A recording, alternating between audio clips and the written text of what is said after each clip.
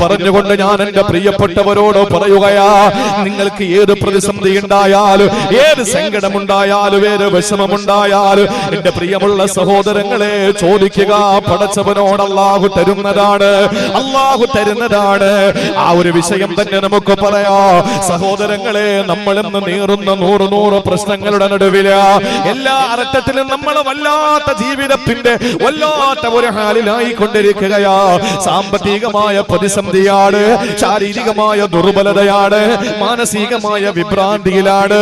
ഇതെല്ലാം നമ്മളെ വേട്ടയാടുമ്പോ സഹോദരങ്ങളെ വിളിക്കണം നമ്മൾ. ആരെയാ വിളിക്കേണ്ടത്? ആരെയാ വിളിക്കേണ്ടത്? ഒരു സാലിഹായ മനുഷ്യന് ഒരു സംഭവം ഞാൻ പറയുകയാ. ഒരു സാലിഹായ മനുഷ്യന്, ആ മനുഷ്യനതാ ഹദീസിന്റെ ഗ്രന്ഥങ്ങളിൽ നമുക്ക് കാണാൻ കഴിയുന്ന ചരിത്രമാണ്. പ്രിയപ്പെട്ടവരെ, ഒരു സാലിഹായ മനുഷ്യന് അയാൾ തന്റെ കുതിരപ്പുറത്ത് യാത്ര ചെയ്യുകയാ.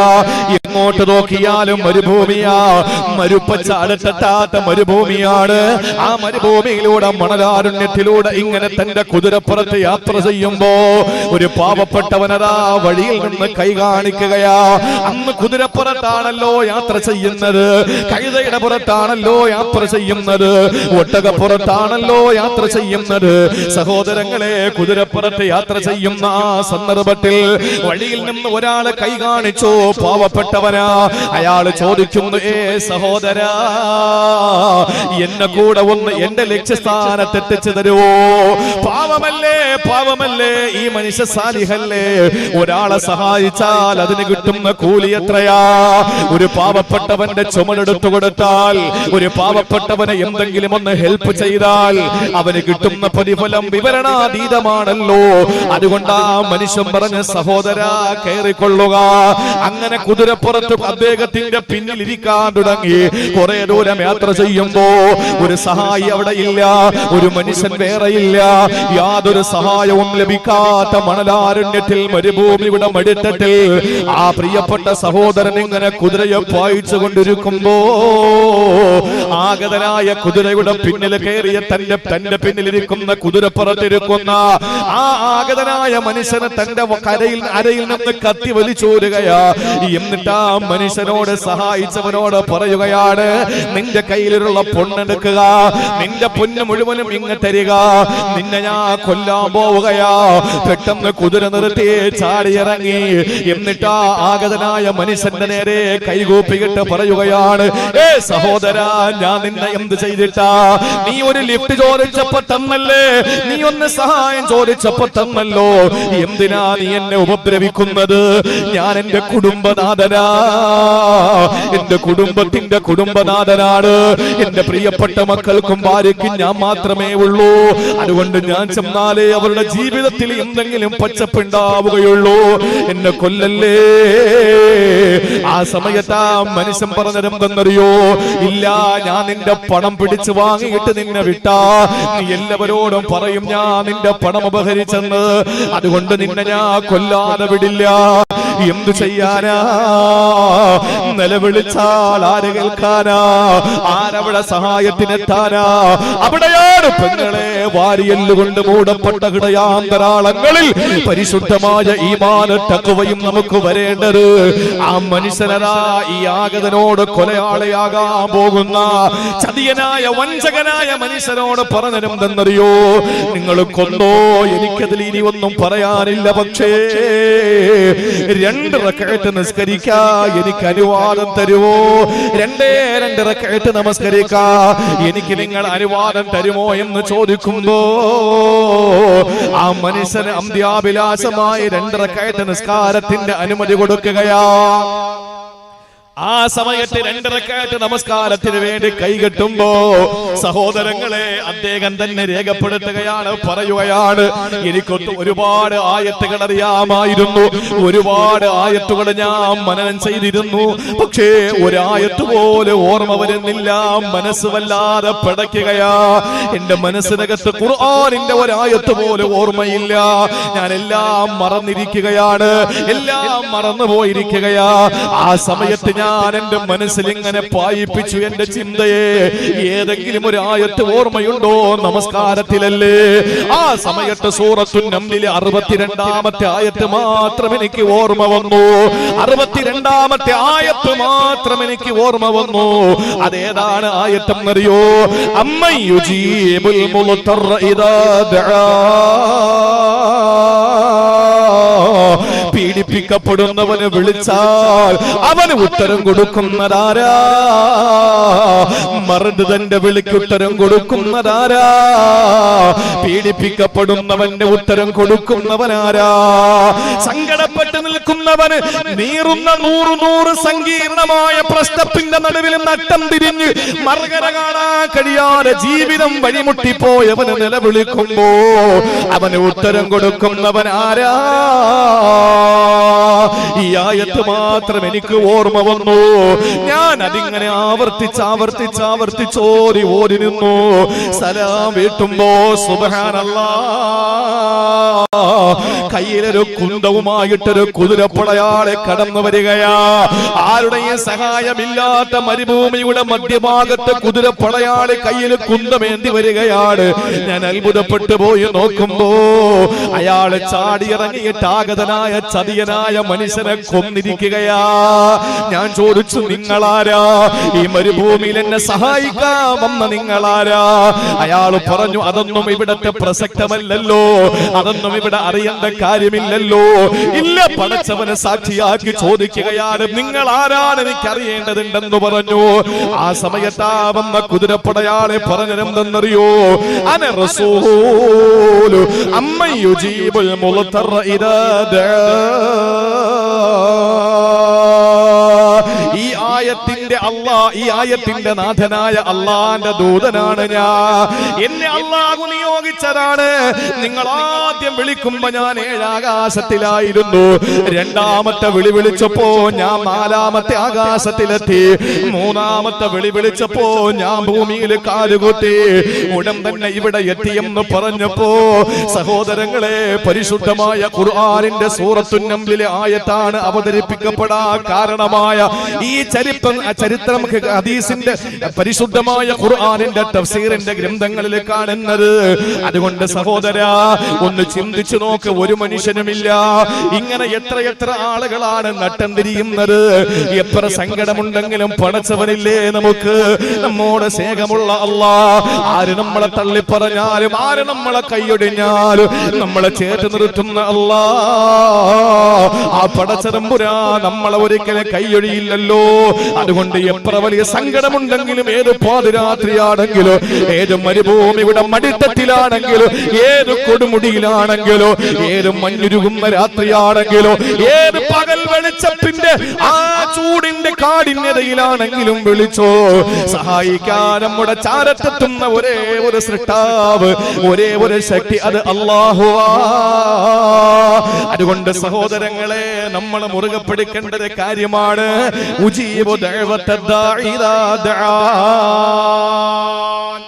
എന്നെ വിളിച്ചാൽ ഞാൻ അവന് ഉത്തരം കൊടുക്കും. എന്നെ വിളിച്ചാൽ ഞാൻ ഉത്തരം കൊടുക്കും. പക്ഷെ എന്താ ഇവിടുത്തെ പ്രശ്നം? നമ്മൾ വിളിക്കുന്നില്ല. നമ്മൾ വിളിക്കുന്നു. എങ്ങനെയാ വിളിക്കുന്നത്? നമ്മൾ ദുആ ചെയ്യുന്നതിന്റെ ദുആ സ്വീകരിക്കുന്നില്ല. അപ്പൊ നമ്മൾ ചിന്തിക്കടാ, എല്ലാം കൂടെ പരലോകത്ത് തരാൻ വേണ്ടിയിട്ടാണോ? അങ്ങനെ ആകണമെന്നില്ല. കാരണം ദുആ ചെയ്യുമ്പോൾ തള്ളപ്പെടുന്നതിന് ചില കാരണങ്ങളുണ്ട്. ഞാൻ സമയം ഉണ്ടാവുമെങ്കിൽ അത് കൂടെ പറയാം ഇൻഷാ അല്ലാഹ്. അത് പിന്നെ സമയം ഉണ്ടെങ്കിൽ പറയാം. നിങ്ങൾ നോക്ക്, മഹാനായ അലി റളിയല്ലാഹു തആല അൻഹു പറഞ്ഞു, അജബൻ ലക്കും, നിങ്ങളെ കാര്യം അത്ഭുതം, നമ്മളെ കാര്യം അത്ഭുതമാണ്. നിങ്ങളുടെ കയ്യിൽ തന്നെ രോഗമുണ്ട്, നിങ്ങളെ കയ്യിൽ തന്നെ മരുന്നുണ്ട്. നമ്മളെ കാര്യം അത്ഭുതം. അലി റളിയല്ലാഹു അൻഹു പറയാണ്, നിങ്ങളുടെ കാര്യം അത്ഭുതം. നിങ്ങളുടെ കയ്യിൽ രോഗമുണ്ട്, നിങ്ങളുടെ കയ്യിൽ അതിന് മരുന്നു. അല്ലേ? എല്ലാ രോഗവും നമ്മുടെ കയ്യിലുണ്ട്. എല്ലാ മരുന്നും നമ്മുടെ കയ്യിലുണ്ട്. പക്ഷെ അത് മരുന്നില്ലാത്ത ഒരു രോഗം അഷ്റഫുൽ ഖൽഖ് പറയുന്നു അള്ളാഹു ഇറക്കിയിട്ടില്ല. കോവിഡിനും അങ്ങനെ ഒരു അസുഖം ഉണ്ടെങ്കിൽ അതിന് മരുന്നുണ്ട്. എന്റെ പ്രിയമുള്ള സഹോദരങ്ങളെ, നിങ്ങളുടെ കയ്യിൽ രോഗമുണ്ട്, അതിന് മരുന്ന് നിങ്ങളുടെ കയ്യിലുണ്ടെന്ന് അലി റളിയല്ലാഹു അൻഹു പറഞ്ഞത് കോവിഡിനെ പറ്റിയോ അല്ലെങ്കിൽ മറ്റേതെങ്കിലും വകഭേദം വന്ന വൈറസുകളെയോ ഫംഗസുകളെയോ പറ്റിയിട്ടൊന്നുമല്ല പറഞ്ഞത്.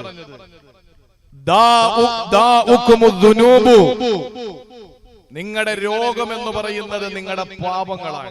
എല്ലാ കറമ്പറമ്പ് കയ്യിലുണ്ടല്ലോ, ഒരു കുഴപ്പമില്ല. എല്ലാ കാര്യവും നമ്മുടെ കയ്യിലുണ്ട്, ഒന്നിനും ഒരു കുറവില്ല. എന്താ നമ്മളെ കയ്യിലില്ലാത്തത്? അള്ളാഹു നിഷിദ്ധമാക്കിയതിൽ എന്താ നമ്മുടെ കയ്യിലില്ലാത്തത്? നിങ്ങളൊന്ന് ചിന്തിച്ചു. അള്ളാഹു മനസ്സിലാക്കാനുള്ള തൗഫീഖ് തരട്ടെ. എന്നിട്ട് പറഞ്ഞു നിങ്ങളുടെ കയ്യിൽ തന്നെ മരുന്നുണ്ട്. അതേതാണ്? നിങ്ങൾ ഏതെങ്കിലും ഒരു രോഗം വന്നാൽ അതിന് ചികിത്സിക്കണ്ടേ? അസുഖം വന്ന് ചികിത്സിക്കാതെ ഞാൻ രോഗിയാണ്, എനിക്ക് ചികിത്സ വേണ്ട എന്ന് പറഞ്ഞ് വീട്ടിൽ കയറിയിരുന്നാൽ അവനെ പള്ളിയിൽ കൊണ്ട് കിടത്തേണ്ടി വരും. ഒരു സംശയത്തിലില്ല. അയ്യൂബ് നബിക്ക് രോഗം കൊടുത്ത അള്ളാഹു മാറ്റാൻ കഴിവുണ്ടായിട്ടും അള്ളാഹു അയ്യൂബ് നബി ദ്വാരന്നപ്പോ പറഞ്ഞു കാല് കൊണ്ട് നിലത്തടിക്കാൻ പറഞ്ഞു. അലി റളിയല്ലാഹു അൻഹു പറയുന്നു പാപങ്ങളാകുന്ന രോഗം പിടിപെട്ട ഒരു സമുദായത്തിന് മരുന്നാകുന്ന ദുആ കയ്യിലുള്ളപ്പം അത് ദുആ ചെയ്ത് പാപങ്ങൾക്ക് പരിഹാരം കാണാതെ മരുന്ന് കുടിക്കാതെ രോഗം കൊണ്ട് നടന്നാൽ മരിച്ചു പോകൂലേ നമ്മൾ? അങ്ങനെ നമ്മൾ മരിച്ചവരാണിപ്പോ. അതുകൊണ്ടാണ് നമുക്ക് നമ്മുടെ ദുആ ഒന്നും സ്വീകരിക്കാതെ പോയത്, അല്ലെങ്കിൽ നമ്മുടെ കാര്യങ്ങളൊന്നും നന്നാകാതെ പോകുന്നത്. നമ്മൾ മരിച്ചിരിക്കുകയാണ്. അതുകൊണ്ടാണ് ഇല്ലേ നമ്മൾ റബ്ബിനോട് ചോദിക്കണം, അവൻ എന്തായാലും ഉത്തരം തരും. ഞാനിപ്പോ ഇതുവഴി പോകുന്ന ഒരാള് ഇങ്ങോട്ടൊന്ന് വന്നേ എന്ന് പറയും. അയാൾ മാന്യനാണെങ്കിൽ എന്ത് ചെയ്യും? തിരിഞ്ഞു വരും. മാന്യനാണെങ്കിലും തിരിച്ചു വരും. മൈൻഡ് ചെയ്യാതെ പോയാൽ ഞാൻ ശശിയായി. അവൻ എന്നെ മൈൻഡ് ചെയ്തൊന്നുമില്ല, അവൻ മാന്യനും അല്ല, ഞാൻ നാണംകെടുകയും ചെയ്തു. അപ്പൊ നമ്മൾ ഒരാളെ വിളിച്ചാൽ അവൻ നമുക്ക് ഉത്തരം തരുമെങ്കിൽ അവൻ മാന്യതയുള്ളവനാണ്. ലോകത്തെ ഏറ്റവും വലിയ മാന്യനാരാ? ലോകത്തെ ഏറ്റവും വലിയ മാന്യനാരാണ്? ഇന്നൽ കരീമ ഇദാ നാദൈത ഖാല നഅം ഫകൈഫ ബില്ലാഹി ദിൽ ഇൻആമി വൽ കറമി. ഇന്നൽ കരീമ ഇദാ നാദൈത ഖാല നഅം فكيف بالله ذي الإنعام والكرم. ഒരു മാന്യനെന്ന് പറഞ്ഞാൽ ഇതാ നാദൈത, നീ അവനെ വിളിച്ചാൽ ഖാല, അവൻ പറയും നഅം, അതെ, യെസ്. എന്താ വേണ്ടത്? ഇതാണ് മാന്യൻ. വൽ കറമി, എല്ലാ നിഅമത്തുകളുടെയും ഇൻആമിന്റെയും നിഅമത്ത് കൊടുക്കുന്നതിന്റെയും അനുഗ്രഹങ്ങൾ പങ്കിട്ട് കൊടുക്കുന്നതിന്റെയും ഔദാര്യവാനായ അല്ലാഹു റബ്ബുൽ ഇസ്സത്ത് ഉത്തരം തരാതിരിക്കുമോ എന്നൊരു മഹാനായ കവി ചോദിക്കുകയാണ്. നാട്ടിലെ ഏറ്റവും വലിയ ഒരു മാന്യനായി നമ്മൾ എണ്ണുന്നത് ആളുകൾ വിളിച്ചാൽ അയാൾ എപ്പോഴും ഉത്തരം കൊടുക്കും.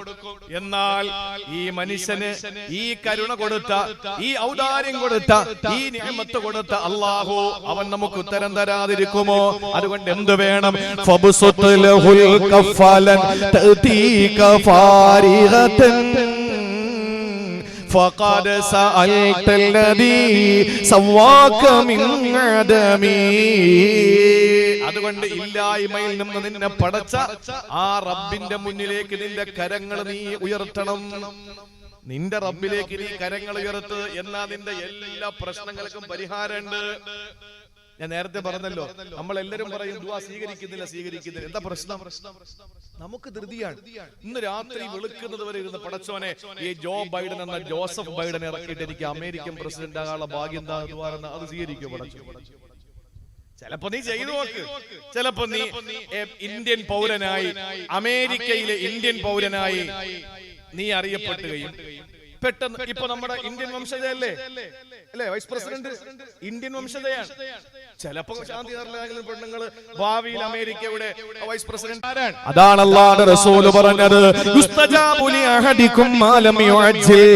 ധൃതി വെക്കാതിരുന്നാൽ അല്ലാഹു നിങ്ങൾക്ക് ഉത്തരം തരുന്നതാണ്. എന്റെ ഭർത്താവിന് നാളെ ഗൾഫിൽ പോണം റബ്ബേ എന്ന് പറഞ്ഞാല് പടച്ചവന് തരൂല. അതെന്റെ അല്ലാഹുക്ക് കഴിയാത്തത് കൊണ്ടല്ല. വേണമെങ്കിൽ ഗൾഫിനല്ല, ഇവിടെ നിന്റെ വീട്ടിന്റെ മുമ്പ് കൊണ്ടുതരും. അതിനൊക്കെ അല്ലാഹുക്ക് കഴിവുണ്ട്. പക്ഷെ അങ്ങനെയല്ല, ഒരു രീതിയുണ്ട്, ഒരു രീതി ഉണ്ടല്ലോ ഏതൊരു വിഷയത്തില്. അതുകൊണ്ട് നീ ധൃതി വെക്കാതെ ചോദിക്ക്, ധൃതി വെക്കാതെ പടച്ചവനോട് ചോദിക്കണം. എന്താ ചോദിക്കേണ്ടത്? എനിക്ക് ഇന്നതിന്നത് വേണമെന്ന് പറഞ്ഞാൽ നീ ധൃതി വെക്കാതിരുന്നാൽ അല്ലാഹു നിനക്ക് തരുന്നതാണ്. പക്ഷെ നിന്റെ പരിഭവം എന്താണ്? എത്ര നാൾ കൊണ്ട് ചോദിക്കുന്നു, എനിക്ക് ഉത്തരം കിട്ടുന്നില്ല. ഇതൊരിക്കലും അല്ലാഹു ഇഷ്ടപ്പെടില്ല. ഒരിക്കലും നമ്മൾ അങ്ങനെ ധൃതി വെക്കാൻ പാടില്ല. നിങ്ങൾ നോക്ക്, വിശുദ്ധ ഖുർആൻ ആയത്തുണ്ട്. മൂസാ നബി അലൈഹിസ്സലാം ദഅവത്തുമായി പോകുമ്പോ ഫിർഔന് കോടീശ്വരനായിരുന്നു. പണം എറിഞ്ഞിട്ട് ആളെ കൂട്ടി. അങ്ങനാണല്ലോ, പണം എറിഞ്ഞിട്ട് ആളെ കൂട്ടി. ഇപ്പോ ഇന്നലെ എവിടെയായിരുന്നു? ഏതോ ഒരു സംസ്ഥാനത്ത് അല്ലേ, ഒരു മഹാരാഷ്ട്രയിലോ, ഇന്ന് പത്രത്തിൽ ഉണ്ടായിരുന്നു. മഹാരാഷ്ട്രയിലോ എവിടെയാണെന്ന് അറിയില്ല, മറന്നുപോയി. അപ്പോ ഒരു ബിസിനസ്സുകാരന്റെ സുഗന്ധദ്രവ്യ കച്ചവടക്കാർ, എല്ലാ കച്ചവടവും ഉണ്ട്. അപ്പൊ ആ കച്ചവടക്കാരന്റെ വീട്ടില് റെയ്ഡ് നടത്തിയപ്പോൾ അതിന്റെ ഉദ്യോഗസ്ഥർക്ക് എണ്ണാൻ പറ്റുന്നില്ല. എവിടെ നോക്കിയാലും പൈസ, എവിടെ നോക്കിയാലും പൈസ. അള്ളാഹുവിന്റെ തൗഫീഖ് കൊണ്ട് മുസ്ലിം പേരിനോട് സാമ്യമുള്ള ഒരു പേരല്ല, എങ്കിൽ അത് വേറെ എവിടെന്നോ വന്നത് എന്ന് പറഞ്ഞേനെ. അള്ളാഹു അങ്ങനെ ഒരു അനുഗ്രഹം തന്നു. മുസ്ലിം അഞ്ചേര നിസ്കരിക്കുന്ന, സക്കാത്ത് കൊടുക്കുന്ന, ഹജ്ജിന് പോകുന്ന, ഉംറ ചെയ്യുന്ന മുസ്ലിം ആവണമെന്നില്ല. ഒരു പേര് ഏതെങ്കിലും ദൂരത്തൂടെ പോയാൽ ഒരു ഖാനോ ഒരു അബുദോ അല്ലെങ്കിൽ ഒരു എന്തെങ്കിലുമൊക്കെ മുസ്ലിം ചൊവ്വയുള്ള ഒരു പേര് മതി. അത് പിന്നെ പ്രശ്നമായേനെ. ഇതിപ്പോ വേറെ എന്തോ ഒരു വായിക്കൊള്ളാത്ത പേരായത് കൊണ്ട് എന്തായി? അതങ്ങനെ തേഞ്ഞു മാഞ്ഞു പോയി. ഇവിടെ ആർക്കും ഒരു ചർച്ചയില്ല, ഒന്നുമില്ല. ഞാൻ പറഞ്ഞത്, എന്റെ പ്രിയമുള്ള സഹോദരങ്ങളെ, ഫിർഔൻ എന്ന് പറയുന്ന അഹങ്കാരി ആളെ കൂട്ടിയത് പൈസ എറിഞ്ഞിട്ടാണ്. ദുനിയാവിന്റെ സർവ്വ സൗകര്യങ്ങളും ഉണ്ട്. മൂസാ നബി ചെന്നിട്ട് വെറും പാവം, ആഹാരമില്ല, വെള്ളമില്ല, ഉടുക്കാൻ തുണിയില്ല, കഷ്ടപ്പെടുന്നു. പണം എറിഞ്ഞാലേ ആള് കൂടൂ. അപ്പൊ ഇങ്ങനെ ആളുകൾ അങ്ങോട്ട് പോകുന്നത് കണ്ടപ്പോ മൂസാ നബി അലൈഹി സ്വലാം ദുആറന്നു, പടച്ചോനെ ഇനി ഒറ്റ കാര്യമുള്ളൂ, അവന്റെ ഈ സമ്പാദ്യം മുഴുവൻ നശിപ്പിച്ചു കളാം, അല്ലാതെ നടക്കൂല. അപ്പോ അല്ലാഹു ദുആ സ്വീകരിച്ചു. ഹാറൂൻ നബിയെ, മൂസ നബിയെ, നിങ്ങളെ രണ്ടുപേരുടെയും ദുആ അല്ലാഹു സ്വീകരിച്ചിരിക്കുകയാണ്. നിങ്ങൾ രണ്ടുപേരുടെ ദുആ സ്വീകരിക്കപ്പെട്ടു. മൂസാ നബി ദുആറന്നു, ഹാറൂൻ നബി ആമീൻ പറഞ്ഞു. ഇതിനെപ്പറ്റി അല്ലാഹു പറഞ്ഞു, നിങ്ങളുടെ ദുആ സ്വീകരിച്ചു. എവര് ദുആ ചെയ്തതിന്റെയും ഈ സ്വീകരിച്ചതിന്റെയും ഇടയിൽ 40 വർഷം എടുത്തു. 40 വർഷം. നമ്മളാണെങ്കിലോ 40 വർഷം എടുത്തു. മൂസാ നബി ദുആ ചെയ്തതിന്റെയും ഈ ദുആ സ്വീകരിക്കപ്പെട്ടതിന്റെയും ഇടയിൽ, ഇജാബത്തിന്റെയും ഇടയിൽ 40 വർഷം എടുത്തു. യാക്കൂബ് നബിയുടെ പൊന്നുമോൻ യൂസുഫ് നഷ്ടപ്പെട്ടു. കരഞ്ഞ് ലോകത്ത് ഭർത്താവ് മരിച്ചതിന്റെ പേരിൽ കരഞ്ഞ, ഭർത്താവ് ഒഴിവാക്കിയതിന്റെ പേരിൽ കരഞ്ഞ ഒരു പെണ്ണിന്റെ കണ്ണിലെ കൃഷ്ണമണി വെളുത്തുപോയ ഒരു പെണ്ണിനെ നിങ്ങൾക്ക് കാണിക്കാൻ പറ്റുമോ? ഭാര്യ മരണപ്പെട്ട് അല്ലെങ്കിൽ ഭാര്യ ഒളിച്ചോടി പോയതിന്റെ പേരിൽ ഒരു ഭർത്താവ് കരഞ്ഞിട്ട് കണ്ണിലെ കൃഷ്ണമണി വെളുത്തുപോയ ഒരു പുരുഷനെ നിങ്ങൾക്ക് കാണിക്കാൻ പറ്റുമോ? വാപ്പയും ഉമ്മയും മരണപ്പെട്ടതിന്റെ പേരിൽ വെളുത്തുപോയ ഒരു മക്കളെ നിങ്ങൾക്ക് ആണായാലും പെണ്ണായാലും കാണിക്കാൻ പറ്റുമോ? ഇല്ല. പക്ഷേ യാക്കൂബ് നബി യൂസുഫ് എന്ന പൊന്നുമോനെ നഷ്ടപ്പെട്ടപ്പോ കരഞ്ഞ്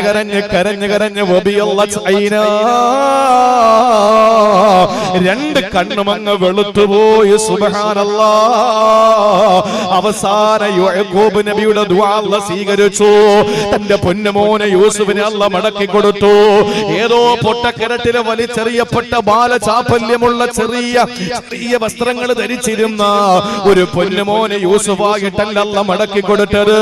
ഈജിപ്ത് എന്ന് പറയുന്ന രാജ്യത്തിന്റെ അധികാരത്തിന്റെ ഒത്തുംഗ സോപാനത്തിലെ സിംഹാസനത്തിന്റെ ഇന്ദ്രപ്രസ്ഥത്തില് ചെങ്കോല് പിടിച്ചിരുന്ന അവിടുത്തെ ചക്രവർത്തിയായി രാജാവായി അല്ലാഹു തിരികെ കൊടുത്തില്ലേ? യാക്കൂബ് നബി തന്റെ പൊന്നുമോനെ മടക്കി കിട്ടാൻ ദുആ ചെയ്തതിന്റെയോ അല്ലാഹു യൂസുഫ് എന്ന പൊന്നുമോനെ മടക്കി കൊടുത്തതിന്റെയും ഇടയിൽ മഹാന്മാരായ അല്ലാഹുവിന്റെ ഖുർആനിന്റെ മുഫസ്സിറുകൾ പറയുകയാണ് 40 വർഷമെടുത്തു. സെക്കൻഡ് സഹിക്കാൻ പറ്റുന്നില്ല. ചോദിച്ചാ അപ്പോൾ കൊണ്ടുവരണം. എന്താ വീട്ടില് പാലിറക്കാൻ നിൽക്കുന്ന ബംഗാളിയാ പടച്ചോൻ? ചോദിച്ച ഉടനെ കൊണ്ടുതരാൻ. നിങ്ങൾ നോക്കേണ്ട പ്രിയപ്പെട്ട സഹോദരങ്ങളെ, പടച്ച തമ്പുരാനോട് ചോദിക്കുമ്പോ ധൃതി വെക്കരുത്. അവൻ സമയാവുമ്പോ തന്നോളും, സമയാവുമ്പോ തരും. ദുആ ചെയ്യുന്നതോടൊപ്പം നശിപ്പിക്കപ്പെടുന്നില്ല. എപ്പോഴായാലും നമുക്ക് അല്ലാഹ് തരും. അതുകൊണ്ട് ദുആ മുറുകെ പിടിക്ക്. ദുആ ചെയ്യാം. ദുആ ചെയ്താൽ എന്ത് നേടാൻ പറ്റും. അതുകൊണ്ടാണല്ലോ ഇത്തഖു ദഅവത്തൽ മദ്ലൂം ലൈസ ബൈനഹു വ ബൈനല്ലാഹി ഹിജാബ്. പീഡിപ്പിക്കപ്പെടുന്നവർ, കഷ്ടപ്പെടുത്തപ്പെടുന്നവർ, അപ്പുറത്തെ കോഴി ഇപ്പുറത്ത് കയറി കഴിഞ്ഞ് കാലൊടിക്കുന്നവർ, അവിടെ നിന്ന് ചപ്പ് ചവർ കൊണ്ടുവന്ന് തട്ടുന്നവർ, ഇങ്ങനെയൊക്കെയുള്ളവർ സൂക്ഷിച്ചോളി. ഈ മർദ്ദിക്കപ്പെട്ട ഈ ആളുകൾ ഇരുന്ന് നന്നായിട്ടൊന്ന് കരഞ്ഞു ദുആറുന്നുണ്ടല്ലോ, എണീച്ച് നടക്കാൻ പറ്റൂല, ഗുണം പിടിക്കൂല. ചതിയന്മാരുണ്ട്. ഈ പൈസ പറ്റിക്കാൻ കുറെ ചതിയന്മാരുണ്ട്. അവർ പൈസ പറ്റിക്കുന്ന എങ്ങനെയെന്നറിയോ? അവർ പൈസ പറ്റിക്കുന്ന രംഗം അവരുടെ സംസാരത്തിൽ ഒരു 50 പ്രാവശ്യം അല്ലാഹു എന്നുള്ള വാക്ക് വരും. ഒരു ഏറ്റവും കുറഞ്ഞ 100 വട്ടം നിബിധങ്ങളുടെ പേര് വരും. പിന്നെ കഅബ, പിന്നെ മാഷാ അല്ലാഹ് കൊടുക്കും. ഈ കേറ്റിയന്മാരും അടിച്ചോമാരും ഇടിച്ചോമാരും ഒക്കെ അനുഭവിക്കാൻ പോകുന്നത് അപ്പോഴും നമുക്ക് കാണാം. അല്ലാഹു മനസ്സിലാക്കാനുള്ള തൗഫീഖ് തരട്ടെ. അതുകൊണ്ട് ഒരിക്കലും നമുക്ക് നാശമില്ല. ദുആ മുറുകെ പിടിച്ചോളിൻ. ദുആ ഒരിക്കലും നമ്മൾ വിട്ടുകളയരുത്. നമ്മുടെ ജീവിതത്തിന്റെ പ്രധാനപ്പെട്ട കാര്യമായി നമ്മുടെ ദുആയെ മാറ്റണം. പക്ഷെ ആ ദുആ സ്വീകരിക്കപ്പെടണമെങ്കിൽ വെറുതെ ധൃതി വെക്കാൻ പാടില്ല. അതേപോലെ ഒരു കാര്യമുണ്ട്, നമ്മുടെ ദുആയിൽ നമ്മളെ ദുആ സ്വീകരിക്കപ്പെടാത്തത് എല്ലാം കൂടി ആഖിറത്തിലേക്ക് വേണ്ടി മാറ്റി വെക്കുന്നത് മാത്രമല്ല, ഞാൻ പിന്നീടാക്കിയാൽ അത് മറന്നു പോകും. അതുകൊണ്ട് ഇപ്പോൾ തന്നെ പറയാം. എന്താണെന്നറിയോ? നമ്മൾ കഴിക്കുന്ന ഭക്ഷണം പോരാഞ്ഞിട്ടാണ്. നമ്മൾ കഴിക്കുന്ന ഭക്ഷണം പോരാഞ്ഞിട്ടാണ്. നമ്മൾ കഴിക്കുന്ന ഭക്ഷണം ഒരിക്കൽ മഹാനായ സഅദ് ബിൻ അബി വഖാസ് റളിയല്ലാഹു അൻഹു, സഅദ് ബിൻ അബി വഖാസ് റളിയല്ലാഹു തആല അൻഹു മുസ്തഫ നബി തങ്ങളുടെ മുന്നിൽ വന്നിട്ട് പറഞ്ഞു, യാ റസൂലല്ലാഹ്, എനിക്ക് ഒരുപാട് കാര്യങ്ങൾ പറയാനുണ്ട് നബിയെ, ഒരുപാട് കാര്യങ്ങൾ പടച്ചവനോട് പറയാനുണ്ട്. അപ്പോ നമുക്ക് ഈ മഹാന്മാരെയൊക്കെ കാണുമ്പോൾ മഹാന്മാരുടെ ദുആ പെട്ടെന്ന് സ്വീകരിക്കും. നമ്മുടെയൊക്കെ ദുആ സ്വീകരിക്കപ്പെട്ട വേറെ ഒരു മറയില്ലാതെ അല്ലാഹു സ്വീകരിക്കുന്ന മഹാന്മാരുണ്ട്. നമ്മൾ ഏത് ഉസ്താദന്മാരെ കണ്ടാലും, ഏത് നമ്മുടെ പെരിങ്ങാട് ഉസ്താദ് വരുന്നുണ്ട്, അവരൊക്കെ സ്വലാത്തുകൾ ധാരാളമായി ചൊല്ലുന്നവരാണ്. ഒരുപാട് സ്വലാത്തുകൾ ചൊല്ലുന്നവരാണ്. ഈ സ്വലാത്തുകൾ ധാരാളം ചൊല്ലുന്നവര്, അതുപോലെ തന്നെ ദിക്റുകൾ ഒരുപാട് ചൊല്ലുന്നവര്, അതുപോലെ തന്നെ നല്ല സാലിഹീങ്ങളെ, നമുക്കറിയാമല്ലോ സാലിഹീങ്ങളായ ആളുകൾ. ഈ സാലിഹീങ്ങളായ ആളുകളെ കാണുമ്പോൾ നമുക്ക് ഒരുപാട് കാര്യങ്ങൾ പറയാനുണ്ട്. എല്ലാം കൂടെ പറയാൻ നിൽക്കരുത്. ഒന്നാമത് അവർക്ക് സമയം ഉണ്ടാവൂല കേൾക്കാൻ. 2, നമ്മൾ ഏതെങ്കിലും ഒന്ന് വിട്ടുപോകും. നമ്മൾ എന്ത് വേണമെന്നറിയോ? ഒന്ന് ശ്രദ്ധിക്കുക. ദുആരക്കാൻ വേണ്ടി പറയാൻ ദുആ വസിയത്ത് ചെയ്യുമ്പോൾ ഇതൊന്ന് ശ്രദ്ധിച്ചോളി. ദുആ വസിയത്ത് ചെയ്യുമ്പോൾ നമ്മൾ കൃത്യമായി ശ്രദ്ധിക്കാനുള്ളത്, ആരോടെങ്കിലും ഏതെങ്കിലും മഹാനെയോ ഒരു സയ്യിദിനെയൊക്കെ കാണുമ്പോൾ ദുആ പറയുമ്പോൾ ഇങ്ങനെ പറയാ. എങ്ങനെ? എനിക്ക് ഒരുപാട് വിഷയങ്ങളുണ്ട്, വിഷമങ്ങളുണ്ട്, എല്ലാം കൂടി പറയാനൊന്നും അങ്ങ് കേൾക്കാൻ സമയമില്ലല്ലോ. അതുകൊണ്ട് ഒരു കാര്യം ചെയ്യും, ഞാൻ ചെയ്യുന്ന ദുആ എല്ലാം സ്വീകരിക്കാൻ വേണ്ടി നിങ്ങൾ ദുആരക്കുക. അപ്പൊ ഒരു പാക്കേജ് ആയിട്ട് വരുന്നുള്ളൂ. നമുക്ക് ചോദിക്കാൻ, ഈ പാക്കേജ് എന്നുള്ള വാക്ക് ചിലപ്പോ ഇന്ന് നാളെ നെറ്റിൽ വൈറലാവും. അങ്ങനെയാണല്ലോ. ഒന്നും പറയാൻ പറ്റില്ല. അപ്പൊ ഇങ്ങനെ കുറെ എണ്ണം ചാർജ് ചെയ്ത് നോക്കിയിരിക്കാൻ, എന്താ ഇങ്ങനെ ഏതൊക്കെ ഉസ്താദന്മാരെ പ്രസംഗിക്കുന്നുണ്ട്, അവർക്കൊക്കെ മോശം കമന്റുകൾ എഴുതാൻ വേണ്ടി ഇങ്ങനെ ഇരിക്കുന്ന ഒരു സമൂഹമുണ്ട്. വേറെ ജോലിയില്ല, നമുക്ക് അല്ലാഹു ജോലി കൊടുത്ത ജോലിയാണ്, അവർ ചെയ്തോട്ടെ. അപ്പൊ ഏതാണെങ്കിലും നമുക്ക് എന്തെല്ലാം വിഷമങ്ങൾ പറയാനുണ്ടെങ്കിലും എല്ലാം എണ്ണി പറയാൻ നിൽക്കണ്ട. നമ്മൾ എന്ത് വേണം? അവരെ കാണുമ്പോൾ പറയണം, എന്റെ മനസ്സിൽ ഒരുപാട് ആഗ്രഹങ്ങളുണ്ട്, ഒരുപാട് വിഷമങ്ങളുണ്ട്, ഒരുപാട് കാര്യങ്ങൾ പറയാനുണ്ട്, എല്ലാം എനിക്ക് നിങ്ങളോട് ദുആ ചെയ്യണമെന്ന് പറയാനുള്ള സമയമില്ല. അതുകൊണ്ട് നിങ്ങൾ ഒരു കാര്യം, എന്റെ ദുആ അല്ലാഹു സ്വീകരിക്കാൻ വേണ്ടി നിങ്ങൾ ദുആ ചെയ്യ്. ഞാൻ ബാക്കി കാര്യങ്ങൾ എന്റെ റബ്ബിനോട് പറഞ്ഞോളാം.